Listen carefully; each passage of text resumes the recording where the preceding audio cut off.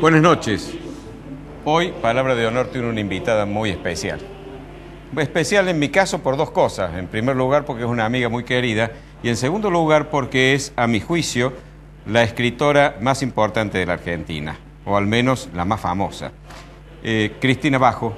Yo creo que no hace falta que se las presente porque seguramente todos ustedes las conocen y seguramente la gran mayoría de ustedes han leído una o más de sus novelas que son realmente exitosas y excelentes. Vamos a deleitarnos conversando con Cristina y el resto del programa va a estar dentro del formato habitual que ustedes ya conocen. Prudencio va a hablar en su editorial del sentido de las palabras en política.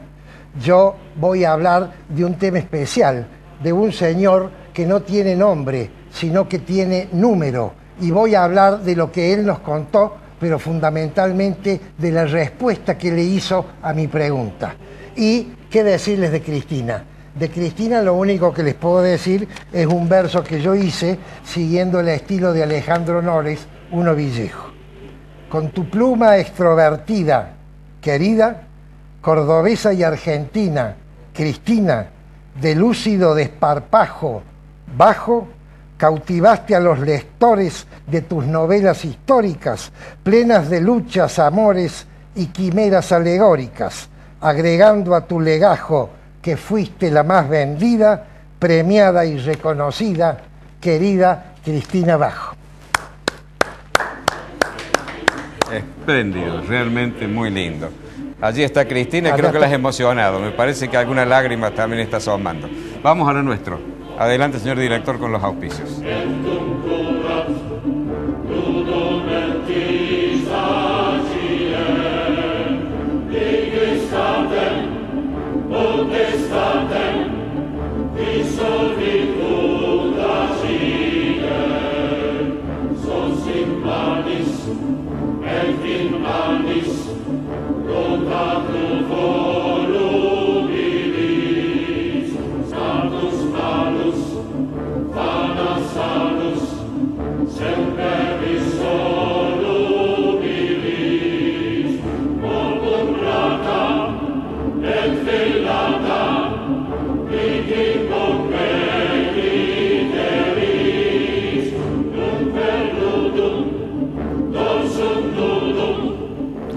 Hay una ciencia que de un tiempo a esta parte se ha puesto de moda, que es la neurolingüística. No voy a hablarles yo de eso porque primero no es mi especialidad, no conozco tanto de ella, pero sí decirles que se ha recuperado el contenido de las palabras. La semiótica ha establecido realmente pautas interesantes para poder analizar qué significado tienen las palabras más allá del significado que nos da el diccionario de la Real Academia, en el caso de los que hablamos español. Y en política se ha dado mucho esta tergiversación de las palabras. Hay quienes dicen, pero ya roza un poco la teoría conspirativa, que deliberadamente algunas corrientes de pensamiento han prostituido el significado de las palabras porque al dejar de significar lo que significaban, o al darle un sentido amplio, plurívoco, es decir, un contenido y un significado variable, dejan de tener la importancia que tenían. Entonces, cuando uno hoy dice, por ejemplo, liberal o dice socialista, no sabe bien de qué está hablando porque pueden dárseles, de hecho, le suelen dar muchas personas, significados distintos a esas palabras. Yo voy a hacer una aproximación inicial apenas sobre muchas palabras que utilizamos los argentinos, sobre todo en el ámbito político, y que a mi juicio muestran una especie de distorsión en el concepto. Es decir, les damos a esas palabras significados que en realidad no son los auténticos y que nos confunden a la hora de escucharlas de boca de quienes nos hablan de estos temas. Por ejemplo, es muy común hablar del estado de bienestar. Los socialistas lo usan mucho, teóricamente lo llaman estado de bienestar, aquella situación, aquel programa, aquel proyecto político en donde el socialismo gobierna y el Estado es el que brinda una serie de elementos que hacen al bienestar de la población. Yo creo que el concepto no es apropiado, porque estado de bienestar es algo que queremos todos. ¿Cómo no vamos a querer estados de bienestar? El bienestar es algo que anhelamos y en buena hora los pueblos lo logremos, en todos los ámbitos y para todos los habitantes. Pero yo creo que lo que hoy se llama estado de bienestar es en realidad estado dispensador de bienestar. Es decir, es el Estado que ha sustituido la iniciativa individual, el trabajo, el esfuerzo de cada uno como fuente del bienestar, por una dádiva que el gobierno de turno regala graciosamente a aquellos que no lo consiguen con su propio esfuerzo. Una cosa es la solidaridad, la inclusión social, es decir, el ayudar a aquellos que pasan por un mal momento, pero la ayuda del estado de bienestar es darle todo y no pedirles nada. En cambio, el Estado que realmente respeta al individuo le da instrumentos para salir de una situación difícil con su propio esfuerzo, es decir, respeta su dignidad. O aplica aquello que le atribuía, no me acuerdo si era San Agustín, que decía: a un hombre, si quieres ayudarlo un día a comer, dale pescado. Si quieres ayudarle a comer toda su vida, enséñale a pescar. Esa es la diferencia para mí. Otra palabra que también se usa mucho en boca de los socialistas es progresismo. Se autodefinen como progresistas y ya el término ha cobrado bastante importancia en el sentido de que la gente la usa mayoritariamente con ese significado. Todos queremos el progreso. Atribuirse a sí mismo el progresismo, el anhelo de progreso, me parece cuanto menos un acto de arrogancia. Se supone que cualquier persona bien intencionada, piense como piense y proponga el sistema que proponga, quiere el progreso. Y desgraciadamente el progreso, la experiencia que nos muestra el mundo en los últimos 100 años, viene de la mano no habitualmente de las propuestas socialistas, sino de las propuestas liberales. De manera que, ojo con esto de atribuirse la exclusividad y el monopolio del progresismo. A los liberales nos dicen, o nos ponen a la par nuestra, el neoliberalismo, que parece que es el epítome de todo lo malo que ocurre en el mundo desde la muerte de Cristo en adelante. Resulta que hay autores como el inefable Felipe Piña, hombre que ajusta la historia a sus conveniencias ideológicas, que hasta ha llegado a decir que Cristóbal Colón era liberal en el siglo XV, es decir, 2 siglos antes que nacieran Locke y Montesquieu, los creadores del liberalismo. Era ya neoliberal, no paleo, no viejo, sino neoliberal. Colón 2 siglos antes, realmente un precursor, liberal avant la lettre, dirían los franceses. Realmente el neoliberalismo en la Argentina, ellos lo muestran como el gobierno de Saúl Menem, no se llama Saúl, sino como es el nombre de Menem, Carlos Saúl Menem. Y si algún gobierno ha tenido características realmente reñidas con el pensamiento liberal, del respeto a las instituciones, a la división de poderes, de la limitación de los poderes del gobernante, del respeto por la ley, etcétera, etcétera, ha sido Carlos Saúl Menem. Y sin embargo es neoliberal. Búsquenle otro nombre, porque él era peronista. Y yo soy liberal y me molesta que alguien neoliberal actúe de esa manera y a mí lo identifiquen a través del uso de esa palabra. Otra palabra que para mí revela en los argentinos una tendencia a la cual ya me he referido, que es esa tendencia monárquica, a elegir cada 4 años un príncipe soberano al que le damos la suma del poder público y que después nos termina estafando, por supuesto, como todo individuo con la suma del poder. Este vicio semántico, digamos, este vicio en la palabra es el ismo con nombre propio. Los países serios del mundo no existen los ismos con nombre propio, como no sé, en materia religiosa. Pero ¿han oído ustedes hablar alguna vez de bacheletismo, piñerismo, mujiquismo? Sí hay, por supuesto, en los países populistas. Hay chavismo, hay castrismo, acá hay todos los ismos que usted quiera.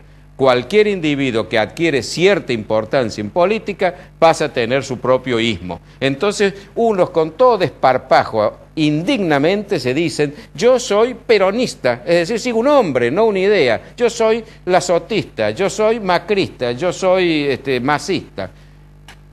¿Por qué es esto? ¿Por qué no empezamos a seguir las instituciones y no a los hombres? Esto revela realmente una inmadurez política grave y colectiva de los argentinos. los términos castrenses. ¿Por qué usamos en política términos como cuadros, militancia, lucha? La política no tiene que ser exclusivamente agonal, no puede ser un campo de batalla donde uno derrote al otro, lo vence y si es posible lo extermine. Dejemos de usar estos términos, no militemos en política, actuemos, trabajemos en política, seamos propositivos, no luchemos contra algo, luchemos en todo caso por algo. Pero no, tampoco es lucha, porque lucha es agonal, lucha significa pelea. Yo creo que tenemos que trabajar por algo, esforzarnos por aquello en lo que creemos. No me parece apropiado, gente incluso que abomina lo militar, utiliza términos militares para hablar de su actividad política. Otro término que revela también un gran problema antirrepublicano es la llamada disciplina partidaria. Si la disciplina partidaria consiste, como lo he visto y lo vemos todos los días, en tener que votar un legislador obedeciendo la orden que el gobernador, el jefe de su partido o de su bloque le da, realmente lo que está mostrando es una falta absoluta de dignidad y que el sistema no funciona. Porque ¿para qué queremos una legislatura si el que va a dar las órdenes es otro y lo único que van a hacer es con 2 neuronas, una auditiva para escuchar la orden y otra motora para levantar la mano o bajarla? Va a hacer lo que le mandan y vamos a tener que pagar sueldos y sostener todo eso. Para algo hicieron la legislatura colegiada, para que haya opiniones que surjan de las convicciones de cada uno y no de la orden que recibe. Me he cansado en la legislatura de escuchar legisladores, senadores y diputados decir que estaban en desacuerdo con una ley que terminaban aprobando porque su partido se lo ordenaba. Eso no es republicano, eso no tiene nada de republicano. Nos hablan de inclusión social. ¿Qué es inclusión social? ¿La inclusión social es darle a la gente subsidios para que no trabaje? ¿O es desarrollar modelos económicos que permitan la inversión, la productividad, la apertura de fuentes de trabajo para que cada uno gane su propio sustento y pueda sostener a su familia dignamente? Eso es inclusión social. Y no aquello que es mantener a un individuo permanentemente fuera del circuito laboral con subsidios que le damos, quitándole a otros, por supuesto, para que no trabaje. Eso no es inclusión social. Eso me parece realmente una burla a un individuo, una degradación de la dignidad de esa gente. Ni qué hablar de la palabra federalismo. Nos dicen que cuando nos dan como dádiva el gobierno nacional algo con la plata nuestra que se ha apropiado, eso es federalismo. Federalismo, señora Presidente, no es eso. Federalismo es cuando cada provincia mantiene su autonomía, mantiene su capacidad fiscal y con todas busca el bienestar del país en su conjunto. No es la dádiva suya después de haberse apropiado de los impuestos de todos. Bueno, hay otras palabras, genocidio, esclavitud, pero bueno, no voy a entrar en ese análisis porque ya sale un poco de la política. No es genocidio matar 5 personas, es un horror, es un crimen aberrante. Pero genocidio es el exterminio deliberado de alguien por su raza, su religión, el color de su piel. Lo mismo la palabra esclavitud. Esclavitud no es hacer trabajar violando las leyes y los derechos a un individuo. Eso es explotación y es condenable y debe ser condenado. Esclavitud es cuando el individuo se convierte en objeto que puede ser comprado y vendido por su dueño. O sea que no tergiversemos las palabras. Y hablando de palabras, voy a hacer una celebración. Quiero celebrar con ustedes, aunque esto sea agua, un brindis, porque el señor diputado nacional, Daniel Giacomino, después de casi 3 años de representarnos en la Cámara de Diputados de la Nación, ha hecho uso de la palabra, para elogiar al gobierno, pero ha hecho uso de la palabra. Realmente le tenemos que agradecer al doctor Juez, que era su viceintendente y nos lo dejó de regalo, al doctor José Manuel de la Sota, que lo puso en la lista que le regaló a Cristina en el 11 de Diputados Nacionales por Córdoba. En fin, gracias a ellos y felicitaciones, señor Giacomino, ha hablado por primera vez. Yo tengo un nieto también que acaba de decir su primera palabra.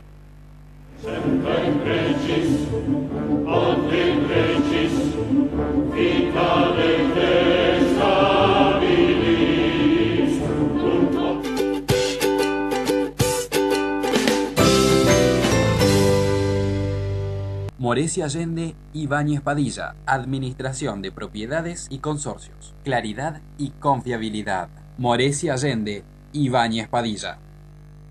Centro Tomografía Computada Córdoba Sociedad Anónima. Instituto Ulton, líder en diagnóstico por imágenes. Primer instituto de cirugía ambulatoria mínimamente invasiva del interior del país. Avenida Vélez Arfiel 562, Córdoba, Argentina. Teléfono 0351 426 7700.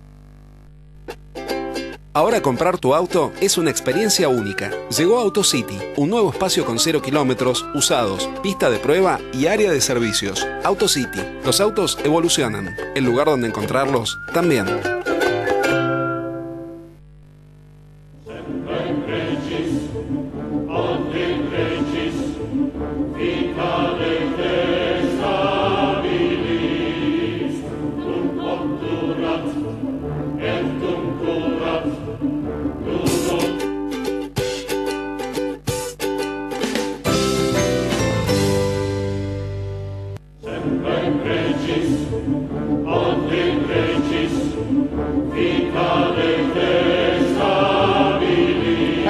Lo prometido.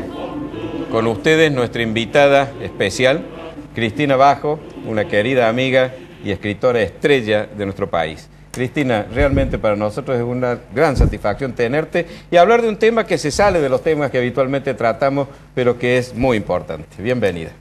Muchísimas gracias. Muchísimas gracias por la invitación y bueno, no me apabullen tanto con todos los méritos que me adjudican, que algunos, bueno, me han costado bastante algunos, pero estoy muy contenta de ellos, pero me avergüenza un poco. Tengo mi timidez.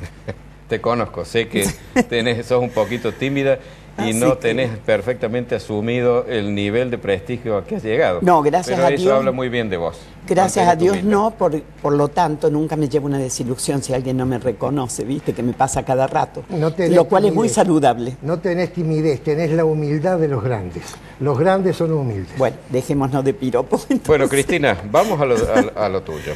Vamos a lo mío. Vos tenés una producción realmente muy amplia, tus novelas han sido todas exitosas, y tus novelas tienen la virtud de que nos han ayudado a los argentinos a reconocer de nuevo nuestra historia incluso a lo largo de todos nuestros siglos, no es historia mutilada que empieza en 1810, a través de la creación literaria, de la ficción literaria.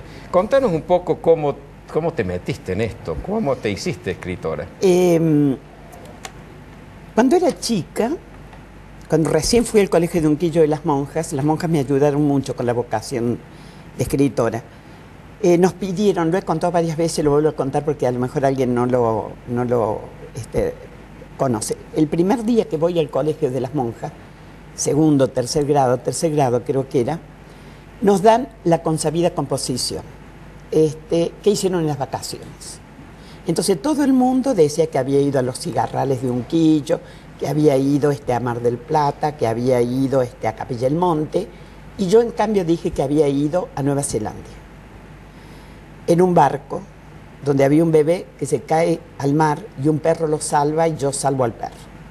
Entonces la monja después de eso me llamó y me dijo: Bajo, usted no ha ido a Nueva Zelanda. No, le digo, y me dice, ¿por qué escribió esto? Porque mi mamá nos está leyendo Capitanes Valientes de Rudyard Kipling. Ay, qué bueno. Entonces la monja me dijo, pero escribe muy bien.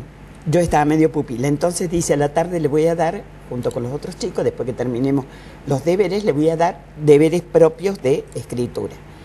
Y me ayudó muchísimo, la hermana Esther se llamaba, me ayudó muchísimo esa monja, ¿no? ¿Esa fue tu primera ficción? Esa fue mi primera ficción, aparte de las que le decía a mi madre cuando me encontraba en problemas. Tenía 7, 8 años, pero ya cuando hacía algo relativamente indebido siempre tenía una historia Pero esos eran inventos de conveniencia. Claro, inventos de conveniencia. Mamá, ya cuando era un poco más grande, mamá solía decirme, está bien, Cristina, no me expliques nada. Toda tu vida es una novela. Qué bueno. Así me decía mamá. Un vaticinio. Un vaticinio. Bueno, resulta que más o menos un poco después de eso, empiezo a leer, ya leíamos mucho, y empiezo a leer un libro que me encantó, que se llamaba Kazán, Rey de los Lobos, que demoré años en saber quién era el autor, porque eran esas cosas de la niñez que no te fijabas a lo mejor en el autor, y yo terminé de leer ese libro, estábamos en Cabana, y me escapé de casa, era el anochecer. Me escapé de casa, bajé a un montecito que había con unas piedras grandes y me senté ahí porque ahí decidí que lo que yo quería hacer era ser escritor. ¿Qué edad tenías? 9 años. 9 años. 9, 10 años. ¿Encontraste tu vocación? La a los encontré 9 así, años? pero una cosa muy natural me surgió, digamos, ¿no? Y a partir de ahí empecé a escribir de una cosa, otra cosa, etcétera, etcétera. Y bueno, más adelante comencé ya a escribir cosas con cierta coherencia, digamos. No era solamente una composición o una especie de cuento o algo así, sino que empecé a ¿cómo te diré?, a pensar en una obra. No en una obra como la que he hecho de decir una saga. Comencé a pensar en una novela, ¿no es cierto? En casa nos gustaba mucho la historia y papá tuvo atinó a enseñarnos primero, nos puso en las manos los libros de él, del colegio, que eran tan viejos que no había fotos, eran todos, los dibujos eran a pluma, ¿no es cierto? Empezamos con la prehistoria y fue avanzando, y ya cuando yo ya tenía como 15, 16 años, nos dijo, bueno, ahora tienen que empezar con la historia argentina, que la habíamos estudiado en el colegio, pero así nomás. Y nos armó toda una biblioteca de historia argentina muy interesante, con muchos autores de todo tipo. Y después de eso nos dijo, ahora tienen que estudiar historia de Córdoba. Y cuando empezamos con la historia de Córdoba y empecé a ver las cosas que nos habían sucedido, yo me dije, ¿y por qué esto no lo sabe nadie? Entonces le empecé a preguntar a mis amigos, ¿vos sabías de la batalla de la Tablada? Y aunque te parezca mentira, a alguna gente mayor y otros chicos como nosotros, de 15 y 16 años, nadie sabía que era la Tablada, salvo el puente de la Tablada. O la calle. O la calle, una cosa así. O el club.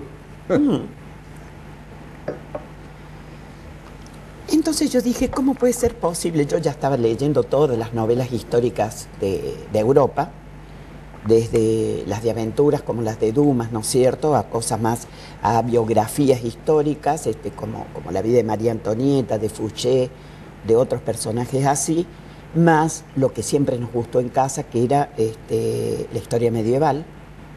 Y entonces yo dije, bueno, yo creo que sí existe un libro como Lo que el viento se llevó, que me explicó claramente lo que había sido la guerra de la secesión en Estados Unidos. ¿Por qué no puedo hacer uno que explique más o menos lo que pasó acá en nuestra guerra civil? Pensé que lo podía hacer en un solo libro. Me di cuenta que era imposible. Y de esa manera nace La el saga. libro, La saga de los Osorio. La saga de los Estás por Osorio. terminar el último. ¿Cuántos son? Y el último son 5. El Sí. último es el 5º tomo. Sí. Bueno, tengo que hacerte una pregunta, Cristina, porque yo dije antes de empezar en chiste, pero lo pienso en serio. Vos sos lo que yo quiero llegar a ser y nunca voy a poder. No en calidad que no aspiro a eso, sino en el caso tuyo que tienes todo, al éxito literario. ¿Cómo conseguiste vos el éxito literario? O más importante aún, ¿qué condimentos le pusiste a tus novelas para tener el éxito que tuviste? Bueno, Si es que se puede definir. yo creo que sí, que Nos en queda alguna un manera minuto, lo después podemos. seguiremos, pero empieza. Bueno, empiezo. Yo creo, la novela histórica es el género literario más antiguo del mundo, porque empieza con Homero. Y sigue hasta nuestros días, a pesar de que hay gente que cree que la novela histórica ha hecho boom en estos últimos 10 o 20 años.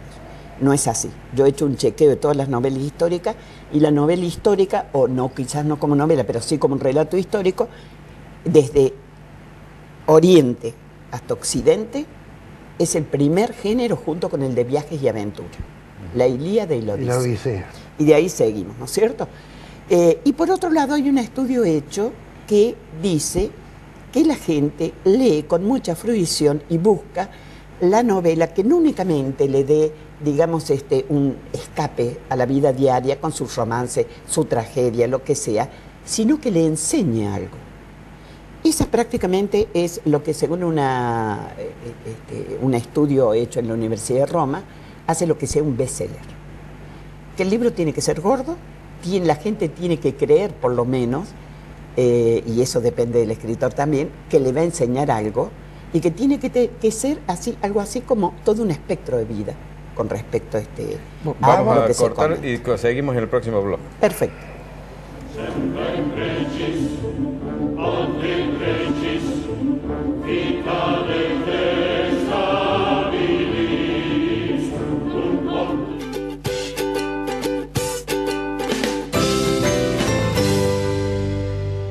Moresi Allende, Ibáñez Padilla, Administración de Propiedades y Consorcios. Claridad y confiabilidad. Moresi Allende, Ibáñez Padilla. Centro Tomografía Computada Córdoba Sociedad Anónima. Instituto Ulton, líder en diagnóstico por imágenes. Primer instituto de cirugía ambulatoria mínimamente invasiva del interior del país. Avenida Vélez Arfiel 562, Córdoba, Argentina. Teléfono 0351 426 7700. Ahora comprar tu auto es una experiencia única. Llegó AutoCity, un nuevo espacio con 0 kilómetros, usados, pista de prueba y área de servicios. AutoCity, los autos evolucionan. El lugar donde encontrarlos también.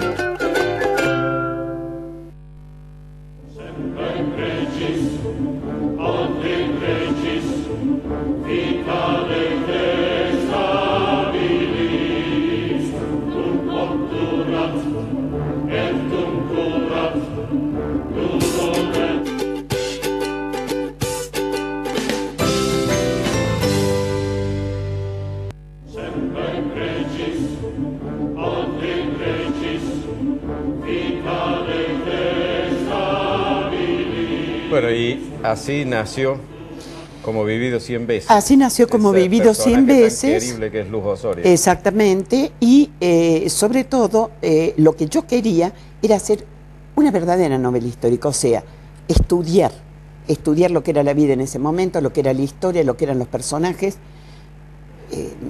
Tomé biografías de distinto tipo, de Rosas, de Facundo, el General Paz, algunas eran a favor, otras eran en contra, y más o menos traté de hacer un estudio bastante interesante con respecto a eso, sobre todo de la vida privada, que me gustaba mucho. Tuve la suerte que la gente, y cada vez me reconocen más ese estudio profundo que he hecho. Cada vez hay gente que por H o por B no me leía o no tenía mucha confianza en mí, que en este momento lo que está diciendo me está lavando ese tema. La investigación que hago, que se puede confiar en mi investigación, ¿no es cierto? ¿Sos consciente que ciertas relaciones entre una niña y un indio influyeron mucho en el éxito de la novela? Y al parecer sí, contra todo mi pronóstico. Al pobre indio lo tuve que matar, porque resulta que si no, Luz iba a tener que estar viviendo en la toldería, saliendo todos los días a buscar la leña para hacer fuego. Pobre, ya entonces yo quería que estuviera... Claro, no me servía, entonces lo tuve que matar al indio. Bueno, pobre indio, tuvo que cumplir ese papel. Tuvo que cumplir ese papel. De cualquier forma, el personaje de Luz es un personaje armado con 3 o 4 mujeres que sí existían. Ahora, a mí me pareció muy interesante cómo has hecho vos una vinculación cronológica, porque la saga de los Osorios empieza con Luz, que está a comienzo de la primera mitad del siglo XIX, pero vos te remontas a través de la familia Osorio a la fundación de la ciudad. Exactamente. Es decir, y que realmente hubo un Damián Osorio acompañando a Cabrera. Y un Gonzalo Osorio, que vino después, que creo que era primo de Damián. Y aparte de eso, Damián tenía unos... Me gustó mucho, lo elegí entre todos los otros, porque me pareció que había sido muy fiel a la familia de Cabrera. Y me gustó esa fidelidad. Y bueno, y aparte el apellido era eufónico. Es eufónico, claro. Y aparte tenían un escudo de armas muy lindo. Y aparte venían del norte de España, que me gusta mucho. Entonces, bueno, todo eso hizo que el personaje terminara siendo una cosa muy querida para mí como familia, como historia. Y la esclava era la depositaria de toda esa tradición familiar, ella conocía a la perfección. Todo. Claro. Y vos sabés que en el último libro que es el que estoy escribiendo ahora, que lo estoy terminando... ¿Qué nombre va a llevar? Se va a llamar Esa lejana barbarie, porque es todo lo que está pasando en la Argentina al final de la época de Rosas, visto desde Europa. Ah, qué bueno. ¿Y visto por quién? Por los 2 hermanos de Luz, el negrito que va con ellos y queda en Inglaterra, que estudian allá, y el primo de Luz, Edmundo, que vive en París. Oye, ¿por qué no repasamos la saga de los Osorios? El primero fue Como Vivido 100 Veces. Exactamente. Después fue En tiempos de Laura Osorio, si mal no recuerdo. En tiempos de Laura Osorio. ¿Después? Y después de eso vino La trama del pasado. La trama del pasado. Y el último de los que ya están editados de la saga es Territorio de Penumbras. Territorio de Penumbras. En términos de éxito, ¿todos han sido más o menos vendidos en la misma cantidad o el primero es el más? No, yo creo que el de Luz se sigue vendiendo más, pero también el que salió primero, entonces el que tiene más ediciones. Claro. El de Luz debe llevar ya como 20 o 25 ediciones, pero las últimas muy grandes. ¿Y en cuántas lenguas? Y ya salió en griego, en rumano, en portugués, para Portugal, no para Brasil. ¿Y en inglés? No, en ¿No en inglés inglés, no? Desgraciadamente no. Los ingleses no compran historias de otros, ellos exportan su historia. Claro, ¿Y en francés? No, tampoco, estoy en tratativas pero ahora con los creo franceses. que el último va a salir en braille también.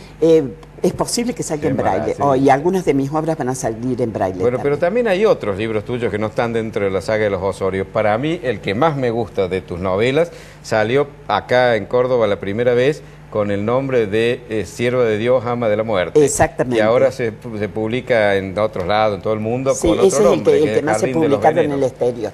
Le tuvieron que cambiar el nombre porque en España salió después de un libro que había salido un año antes, que todavía se vendía, que tenía ese título. Ah, mira vos. Entonces, esa fue la razón. esa fue la El Jardín razón. de los Venenos es un título muy lindo también. Es lindo y es uno de los capítulos, Le es el cuento título de un capítulo. a los televidentes, es un libro que se desarrolla en la Córdoba de fines del siglo XVII, del 1600, y se trata de una envenenadora. Es realmente un libro extraordinario porque la protagonista es una asesina, sin embargo uno la quiere entrañablemente, se enamora de ella. Esa debe ser Cuando recién salió el libro, un exnovio mío de la juventud, cuando teníamos 15 y 6 años, me habló por teléfono y me dijo, de la que me salve. Ah, qué bueno, había identificado a la protagonista contigo. Ah, sí, la identificó conmigo. Y Qué por otro bueno. lado, una señora, a los pocos días de haber editado el libro, de haberlo presentado en Córdoba, me llamó por teléfono, no me dijo su nombre, y me dijo, pero usted no ha puesto las recetas de los venenos enteras. Entonces yo le digo, no, ¿y usted cómo sabe? Y me cortó. Entonces y efectivamente no las puse, porque Agatha Christie tuvo un problema con, no me acuerdo cuál de los libros de ella, por una cuestión de veneno, tuvo un problema. Suscitó un episodio Sí, similar, no, sí, le me acuerdo, hicieron, sí, le sí. hicieron un juicio. ¿Cómo no? Entonces ¿Cómo no? yo digo, bueno, esto no me va a pasar a mí. Aparte me pareció peligroso, entonces saqué algo. Algunas cosas no puse, porque la cuestión de los venenos de entonces era, vos decís acónito, pero el acónito ¿cómo? ¿Qué parte? La raíz, el tronco, la hoja, la flor, ¿Y la acá semilla. no te animás a contarnos? No. Aparte de eso, seca, fresca, hervida, Claro. quemada, En Molida. infusión. molida, en infusión, claro. ¿en qué? Claro. ¿Te das Cristina, cuenta? ¿Vos sos consciente que vos, si bien la novela histórica es muy antigua, como explicaste, sos consciente que vos en la Argentina y en Córdoba en particular has creado una escuela de novelistas? Sí, soy históricos? consciente en este sentido, que sé que en Buenos Aires la editorial sudamericana y alguna otra editorial está pensando hacer un encuentro de escritoras románticas e históricas, y para no tener tantos gastos lo van a hacer en Córdoba. En Córdoba, porque ¿para la qué? mayoría de las escritoras Son cordobeses. son cordobesas. Tantos gastos en flete. No, y tienen que pagar hotel, avión o ómnibus. Y vos o una también serie sos de cosas. consciente que el que lee una novela histórica luego va a buscar los libros de historia para reafirmar un poco. Es que esa era mi intención. Esa Por es eso tu a veces intención. pongo epígrafes donde cito algún libro que está relacionado con el capítulo que yo desarrollo. Claro. Sí. Y vos has abierto el camino de la novela histórica cordobesa. Sí, porque ahora te detrás voy- tuyo ha habido otros que te han seguido. Pero y por sea supuesto que sí, y- en este y ha tenido momento. auge. En este momento las editoriales de Buenos Aires se pelean por las escritoras cordobesas. Mira vos. Se están tratando de robar escritoras entre ellos. Bueno, además, has reivindicado, no reivindicado porque ya existía, pero has fortalecido la imagen de la mujer como novelista. Claro, Nos has dejado exactamente. a los hombres bastante, hay un bastante mal inglés. parados. no, ustedes no tienen la culpa. Ustedes lo que pasa es que tienen ciertas faltas. Como ser, la mayor parte de los hombres no sabe usar el romanticismo. Que yo creo que la mayor parte de las mujeres quieren el romanticismo. Y resulta que hay muchos hombres que leen mis novelas a escondidas y les encanta y después vienen y me dicen, pero no se atreven a decirlo en voz alta. Es poco masculino esto. Es ¿Y de- la poco otra- masculino. ¿Y la otra falla? No, esa es la única falla que yo les veo. Yo creo que a ustedes hay que corregirles un poco esa falta de romanticismo. Capaz que cuenten el hecho, pero muy superficialmente. Cristina, Creo que las mujeres le damos más Ya sentimiento. vamos cerrando, pero vos tenés otros 2 libros que estás escribiendo simultáneamente. ¿Quieres hacer algún comentario? Bueno, en realidad no son libros que estoy escribiendo, son uno sí, porque son 4 en realidad. Estoy haciendo una antología de cuentos inquietantes que va a sacar Edasa, que ya están listos. Estoy haciendo una historia de las viejas capillas de Córdoba, que van a ser las tres capillas más viejas de la ciudad de Córdoba. Estoy haciendo una antología de novelas románticas del siglo XIX, que capaz que la saque La Nación, de cualquier forma Sudamericana la va a sacar. Estoy terminando mi novela y tengo empezado una novela policial. Bueno, te deseamos Realmente toda la suerte, te agradecemos mucho la visita y te queremos No, mucho. al contrario, ha sido muy lindo estar acá y en este canal, que tengo buenos recuerdos de este canal. Bueno.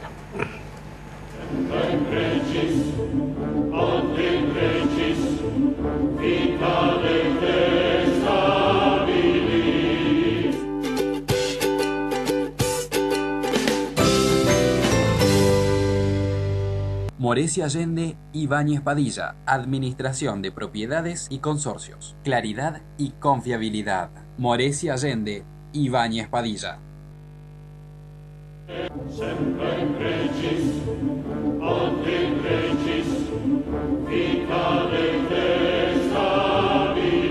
Centro Tomografía Computada Córdoba Sociedad Anónima. Instituto Ulton, líder en diagnóstico por imágenes. Primer instituto de cirugía ambulatoria mínimamente invasiva del interior del país. Avenida Vélez Arfiel 562, Córdoba, Argentina. Teléfono 0351 426 7700.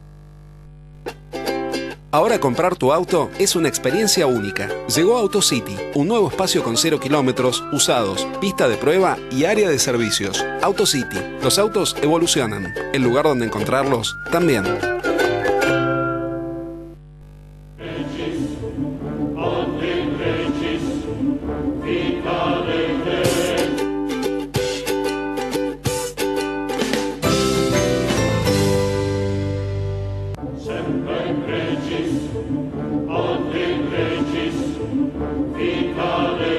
Muy acertado, Prudencio, tu comentario sobre el alcance de las palabras.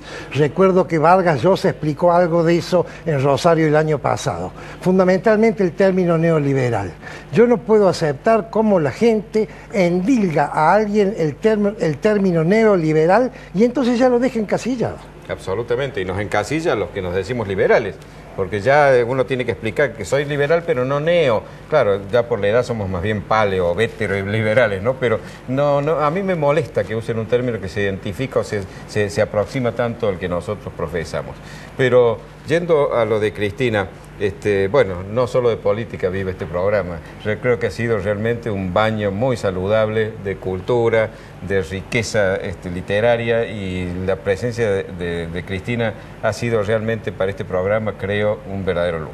No, además este programa pretende no ser un programa exclusivamente político, pretende ser un programa de opinión, pretende ser un programa cultural, también tener alguna participación en literatura, alguna participación en historia, alguna participación en artes, y por supuesto Cristina debe ser la primera invitada siempre. Yo, hay una cosa más que tengo que decir de Cristina. A mí me ayudó mucho, porque yo publiqué una novela histórica gracias al impulso que Cristina me dio. Estoy mirando para allá porque todavía la tenemos sentada en la mesa, Cristina. Así que Cristina, para mí, no lo voy a olvidar nunca. Yo no me habría animado jamás a largarme, a terminar de escribir una novela y publicarla, si no hubiera sido por todos los incentivos que recibí de tu parte. Y la escuela que ha formado, porque realmente ahora hay una serie de escritores que están siguiendo su camino. Así es. Vamos entonces al auspicio, a la publicidad, y viene después tu editorial. Así es.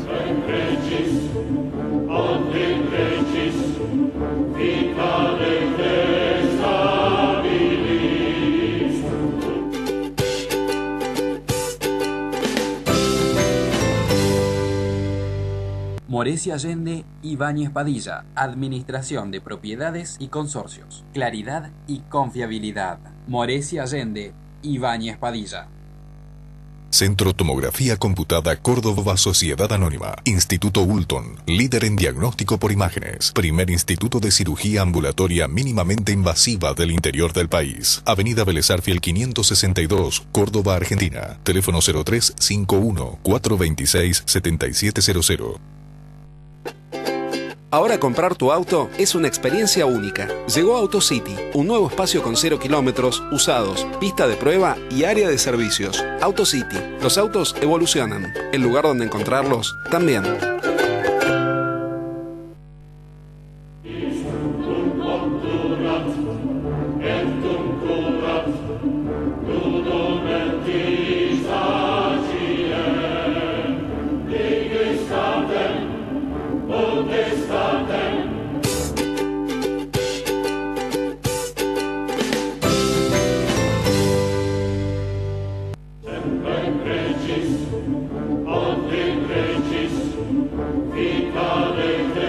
Hace unos 10 o 15 días tuve el privilegio de asistir a una charla que quiero reproducirla en mi comentario hoy. Fue una charla privada de una persona que me impresionó mucho, no solo por lo que dijo, porque lo que dijo es impresionante, pero yo ya lo he escuchado varias veces y visto en películas, sino fundamentalmente por la respuesta a la pregunta que yo le hice al final. Esta persona aparentaba unos 80 años, era una persona alta, de constitución fornida, y cuando llegó y empezó a conversar, me llamó la atención que lo veía muy decidido y con una absoluta placidez por vivir la vida que estaba viviendo. Este señor, el nombre que tiene, no creo que ninguno de ustedes lo conozca. Se llama 174.189, porque ese es su nombre, 174.189. Él empezó diciendo, mi nombre es Edgar Wilfeuer, soy polaco, tengo 90 años, 10 años más de lo que yo le había dado, y soy hijo único.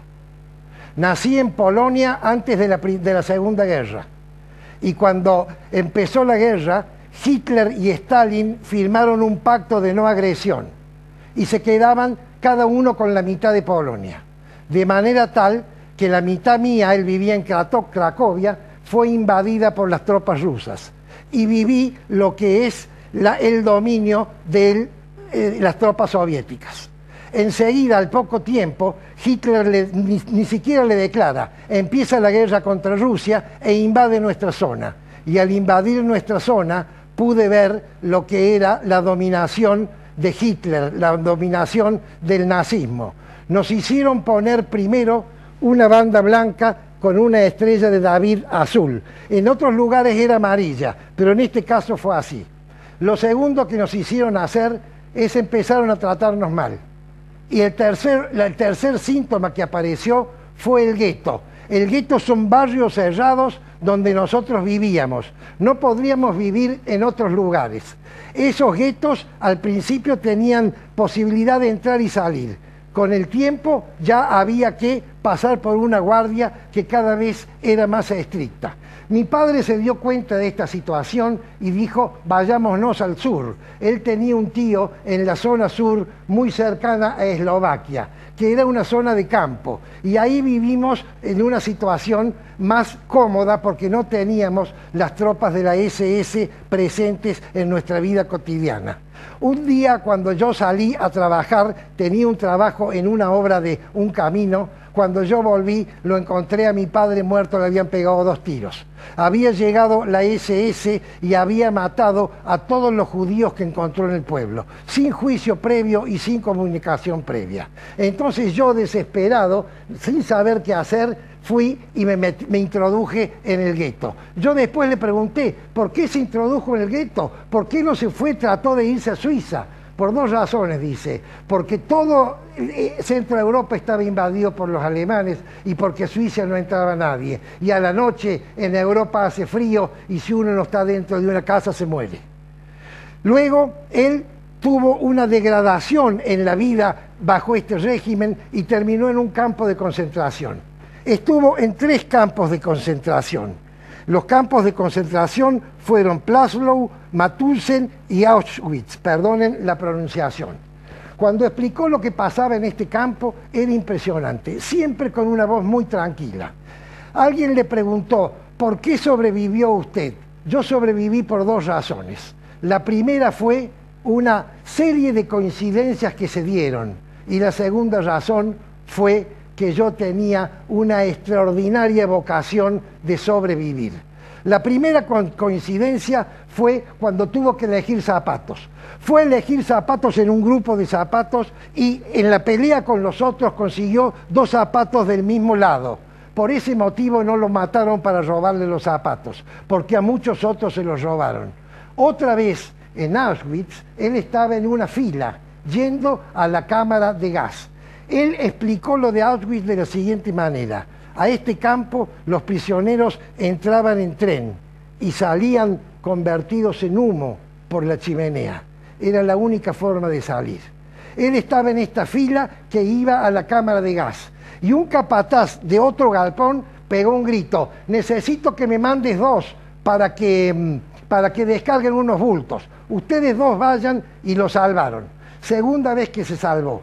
Lo fueron cambiando de campo. En el tercer campo, un oficial le tiró un tiro a la cabeza y la bala no salió. Y así siguió su situación en la guerra. Cuando el tema ya no daba más y la gente se dejaba morir, un médico les dijo: traten de vivir un poco más, porque dentro de 3 meses se termina la guerra. Y así fue. La guerra se terminó. Y entonces, cuando se terminó la guerra y los soldados alemanes se fueron del campo de concentración, los prisioneros se quedaron ahí, y él dio esta explicación que realmente asombró a la concurrencia.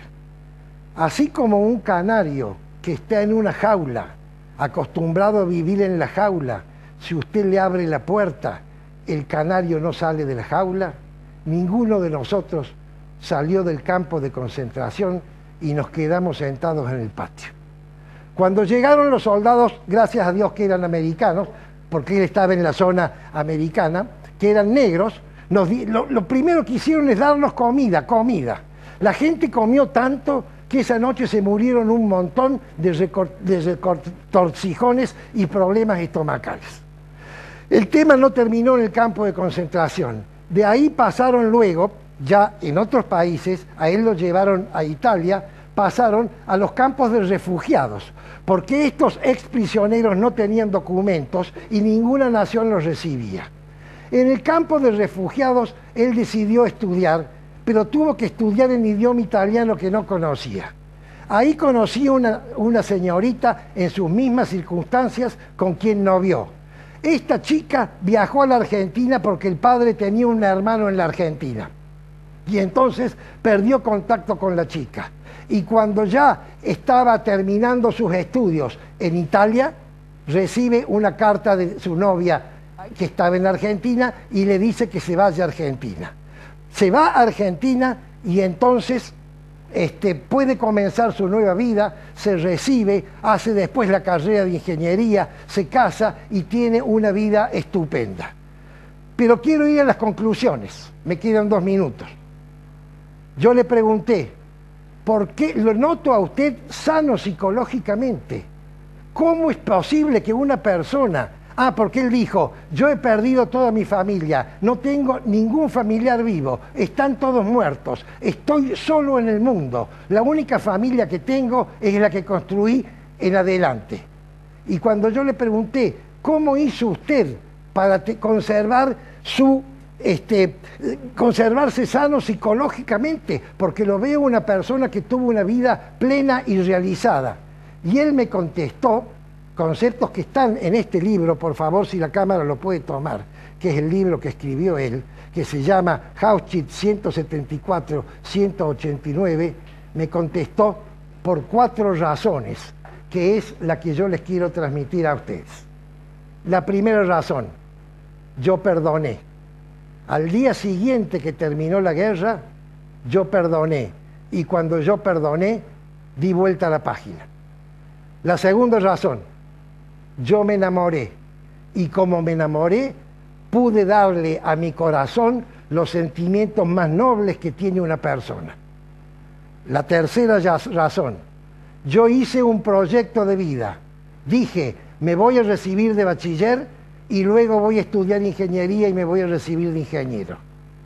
Y la cuarta razón, tan importante como las otras tres, yo elegí para desarrollar mi proyecto de vida un escenario donde ese proyecto fuera realizable. Porque a mí me dijeron, ¿quiere volver a Polonia? Yo era polaco, yo a Polonia no vuelvo porque está bajo la influencia soviética. Sé lo que es el socialismo. Quiero ir a un país que tenga libertad, un país que acepte a los extranjeros, un país que acepte todas las religiones y un país que acepte todas las etnias. Y entonces eligió la Argentina. Ese es nuestro país, queridos amigos. Tratemos de conservarlo así para las generaciones que vienen. Palabra de honor.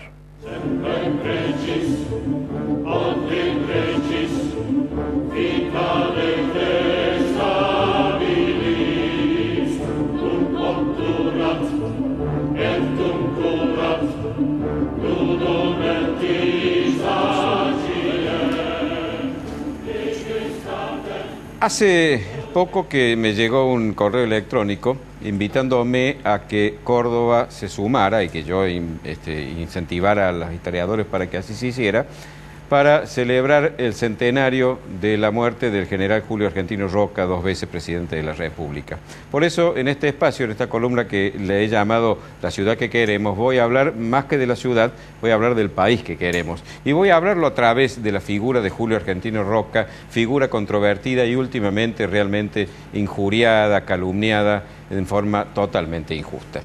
Empecemos por recordar que Julio Argentino Roca fue tucumano. Nació en la provincia de Tucumán, fue militar desde muy joven, fue un militar brillante, participó en importantes batallas, en todas ellas se destacó, en una de ellas, en el campo de batalla, fue ascendido a general. En la guerra del Paraguay luchó también con valentía y tuvo el dolor de perder a su padre y a 2 hermanos. De manera que fue un hombre a quien también la guerra le castigó fuertemente. Roca fue elegido presidente de la Nación en 1879, asumió en 1980. Su acción de gobierno fue la típica acción de un hombre de la generación del 80. Precisamente la generación del 80 para mí se inicia con él, porque asume en 1880. Fue un liberal a capa cabal, un hombre que llevó adelante una política de crecimiento, de desarrollo, de prosperidad, y en sus 2 gestiones realmente hizo cosas que al país le resultaron muy favorables. Fíjense ustedes que, por ejemplo, en el plano económico, hay un estudio reciente que analizó los activos y pasivos bancarios de los países sudamericanos en esa época. El autor es un economista que trató de hacer una equiparación con lo que hoy llamamos el Producto Bruto Interno, que en esa época no se medía. La conclusión es que la República Argentina, durante el gobierno de Roca, tenía llamémosle un PBI de la época, que era superior a la suma de todos los de los países sudamericanos. Todos los países sudamericanos no alcanzaban a la Argentina. Para establecer, por ejemplo, algunas comparaciones. Era 3 veces Brasil, 3 veces la economía argentina la de Brasil, 10 veces la de Chile y más de 100 veces la de Colombia. Comparemos con lo que ocurre hoy, los resultados del abandono de esas políticas y su sustitución por políticas populistas. En materia de inmigración, la Argentina abrió sus puertas y fue el segundo país del mundo en cantidad de inmigrantes, después de los Estados Unidos y Norteamérica. Durante el primer gobierno de Roca entraron más de 500.000 de inmigrantes y todos prosperaron en base a su propio trabajo y su propio esfuerzo. La política de Roca permitió aumentar el comercio exterior argentino hasta límites hasta ese momento inimaginables. Y para ello incluso renovó los puertos más importantes del país, el puerto de Rosario, el puerto de Buenos Aires, el puerto de Paraná y el puerto de Concepción del Uruguay, con una visión realmente geográfica amplia, es decir, no se limitó al puerto de Buenos Aires como había ocurrido entonces. Además, incorporó a la soberanía territorial argentina las 2/3 partes de su actual territorio. Lo repito, las 2/3 partes del territorio continental argentina se incorporaron a nuestra soberanía durante la gestión de Roca, no de su gobierno, sino de su gestión en su campaña al desierto, tan denostada y de la cual me voy a ocupar en otra editorial, en otra columna. Incorporó y construyó 30.000 kilómetros de ferrocarril, que hizo que el país se integrara, que el país se comunicara a través de un avance tecnológico que en ese momento era tecnología de punta, es decir, el ferrocarril, el tren. Firmó la paz con Chile. En 2 ocasiones estuvimos durante su gobierno, el primero y en el segundo, a punto de ir a la guerra.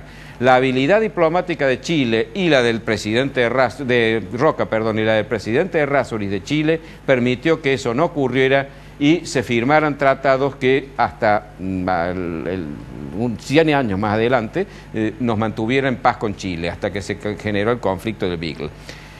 Con Chile la cosa era bastante seria, pero me voy a ocupar cuando hable de la campaña del desierto, porque Chile estaba ocupando ya territorio argentino. Es más, les voy a mostrar un mapa, señor director, quisiera que lo vean, que lo vamos a volver a ver después cuando hable del otro tema. Ese mapa fue publicado en los Estados Unidos, en Filadelfia, en el año 1860. Miren ustedes lo que es la República Argentina, y abajo Patagonia. Y más chico dice New Chile, Nuevo Chile. Ya no solo Chile en sus mapas incorporaba la Patagonia como territorio propio, sino que los estadounidenses en sus mapas ponían ese territorio como el Nuevo Chile. Ese territorio lo tenemos hoy bajo soberanía argentina por Julio Argentino Roca.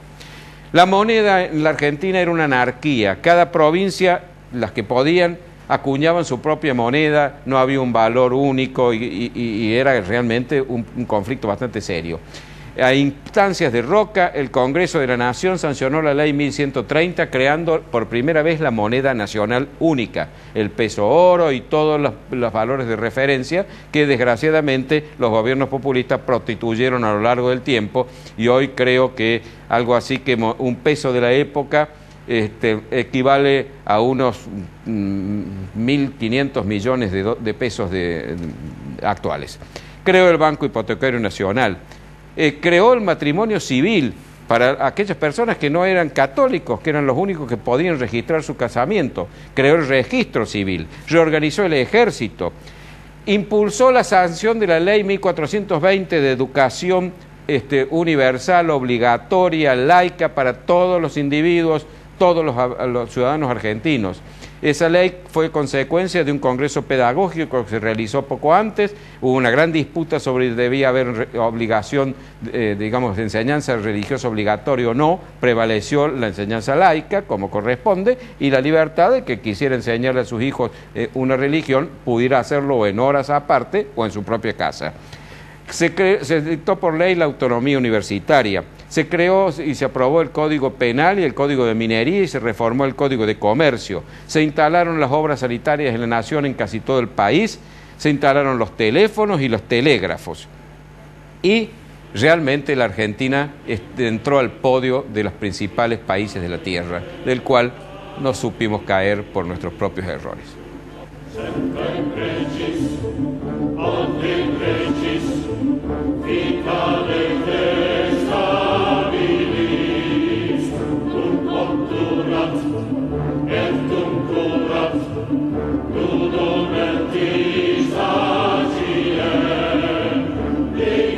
Bueno, se nos acabó el tiempo, creo que lo hemos aprovechado muy bien, muy interesante la columna final de Prudencio, y nos veremos, si Dios quiere, el próximo lunes. ¿No es así, Prudencio? Hasta el próximo lunes. Vita